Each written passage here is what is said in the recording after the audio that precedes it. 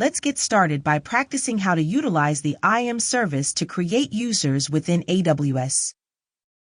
First, I'll head over to the search bar and type in IAM to access the IAM console. Upon entering the IAM dashboard, you'll notice a section dedicated to security recommendations. However, for our purposes right now, we can overlook these suggestions. I want to draw your attention to the left-hand side of the dashboard, where we will find the Users section. This is the area where we can create new IAM users. Now, before we proceed, let's take a moment to look at the top right corner of the screen. Here, you'll notice the Global label, indicating that the region selection is currently inactive. This is important because IAM, as a service, is considered global, meaning any user you create will be accessible from anywhere, unlike some other AWS services that are region-specific. Keep this in mind as we explore the various AWS services throughout this course. So, why do we need to create users in IAM? At the moment, we are operating under something called the root user. If you click on the root user information, you will see only the account ID displayed.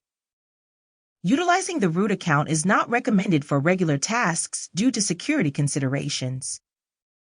To enhance our security practices, we should create dedicated users, such as administrator users, that will allow us to manage our AWS accounts more securely and efficiently. Now, let's proceed to create a user. I'll enter the username Danielle for this example. Since this user will need to access the management console, I will select the corresponding option. AWS offers two methods here.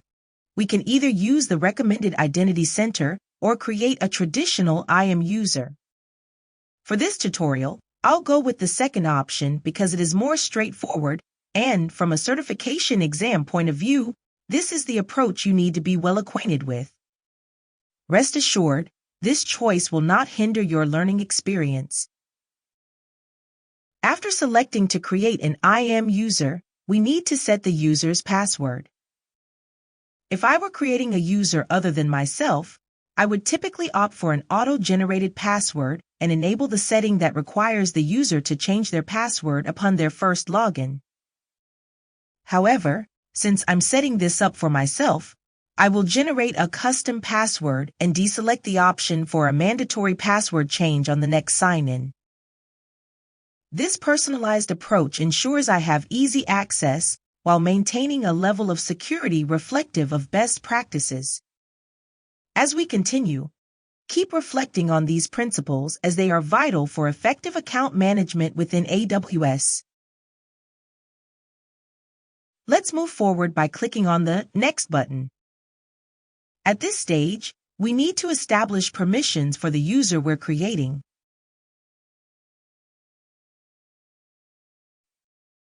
We have two options. We can assign permissions directly to the user, or we can streamline the process by creating user groups first. For this purpose, let's go ahead and set up a user group. We'll name this group Admin, and we will label the corresponding policy as Administrator Access. With this setup complete, we can now proceed to add our user into the admin group. Let's click Next to continue. Now it's time to review the configurations we've just made. Here, you'll see the username, the permissions associated with the group, and an option to add tags. Tags are an important organizational tool in AWS that can enhance resource management. Although tags are optional, they provide valuable metadata for your resources. For example, I could assign the tag Department Marketing to indicate that Danielle works in the marketing department. While I won't illustrate tagging throughout the entire course, I wanted to showcase its functionality in AWS. Having successfully created the user, we can now proceed to either send email instructions for signing in or download a CSV file containing the login details.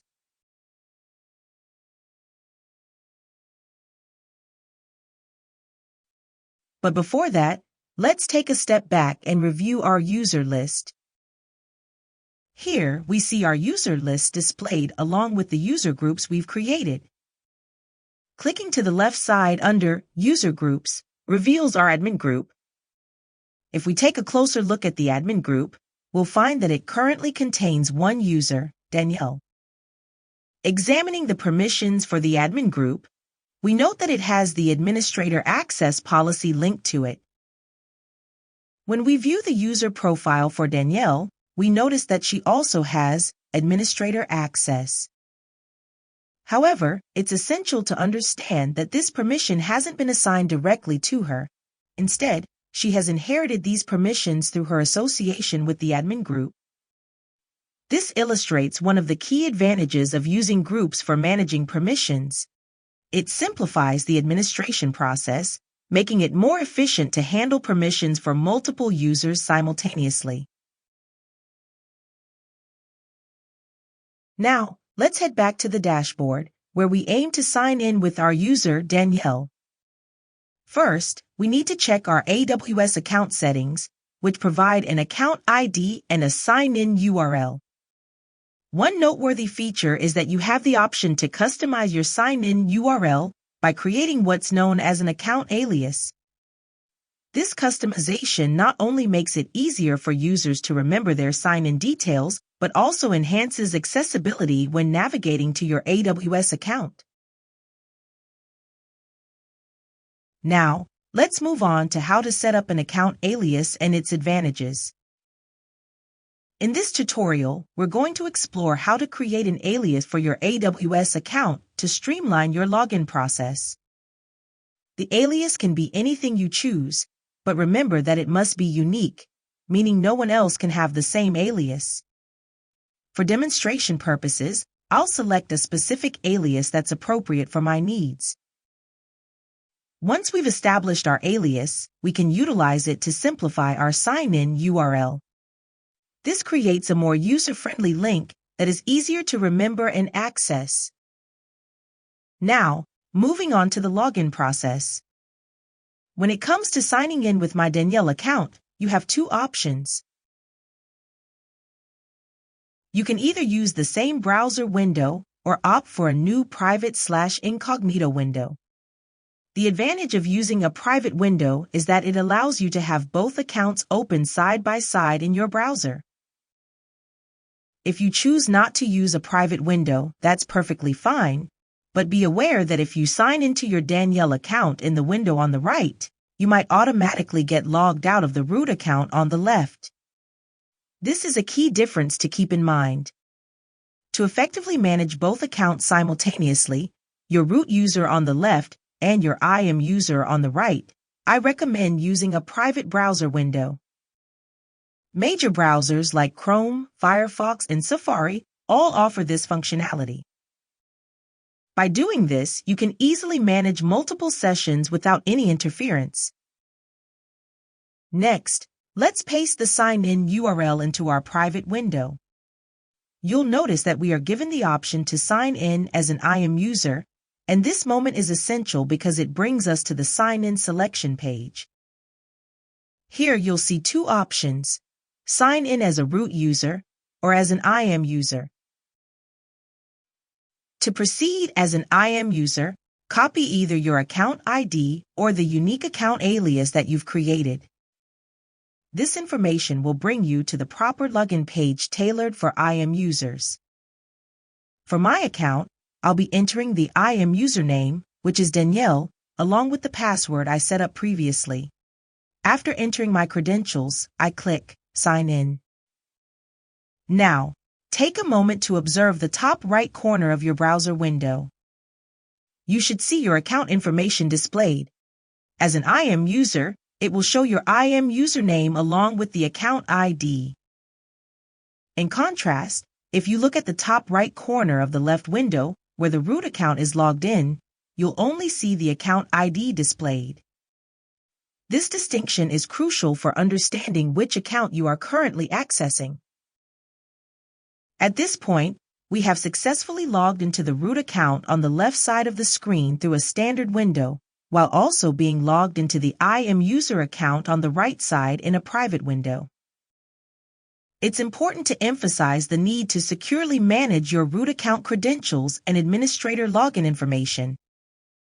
Loss of access to the root account can lead to serious issues with your AWS account, and recovering access can be quite challenging. You may have to reach out to AWS support, which is not always guaranteed to be straightforward. So make sure to keep your root account details stored safely and securely.